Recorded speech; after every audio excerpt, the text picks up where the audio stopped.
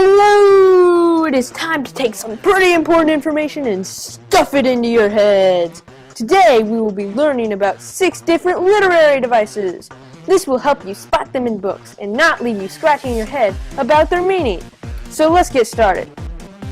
First, let's talk about similes. Similes are awesome and are used all the time. Similes are comparisons between two things using the words like or as. Like and as are red flags to immediately tell you, this is a simile. Not always, though. Look at these sentences. He is as sly as a fox.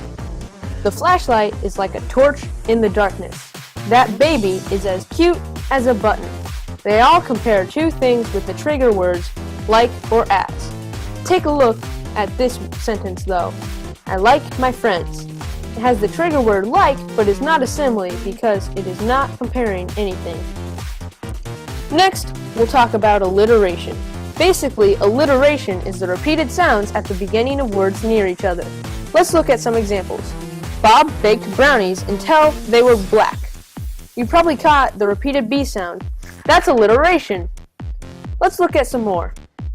Little Lucy liked licorice, or Dave's dog dug a deep ditch. You probably get the point by now. This is used to create rhythm in a passage.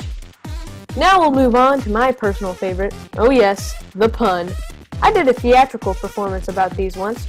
It was a play on words. Puns are a humorous play on words, often with double meaning. You may have caught how play in the first sentence was used both as the theatrical performance and as in the definition of pun. This is a great example of a pun. These are hilarious jokes, and of course I have to show you examples. Here's 3. I wasn't originally going to get a brain transplant, but then I changed my mind. Did you hear about the guy who got hit in the head with a can of soda? He was lucky it was a soft drink. And finally, I'm on a seafood diet. Every time I see food, I eat it. I love these, and I hope you enjoy them as much as I do. Now it's time for oxymorons. Oxymoron is the juxtaposition of two opposite terms. They make no sense, but for some reason, they sound right.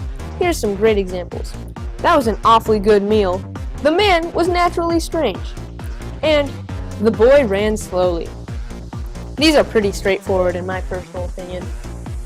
Parallelism is pretty rare to find, mostly in speeches, but generally sounds nice. It's the usage of repeating words and forms to give pattern and rhythm to a passage in literature. Here's some examples. Like father, like son. Or, it was the best of times, it was the worst of times. And finally, a penny saved is a penny earned.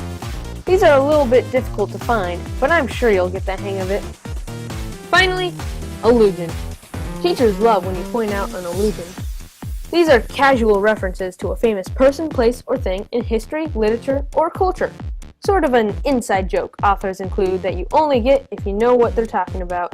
You know what time it is. It's time for examples. I was surprised by his nose not growing like Pinocchio. Chocolate was her Achilles heel. When the volcano erupted, the nearby forest was covered in ash and dust, just like Jonah.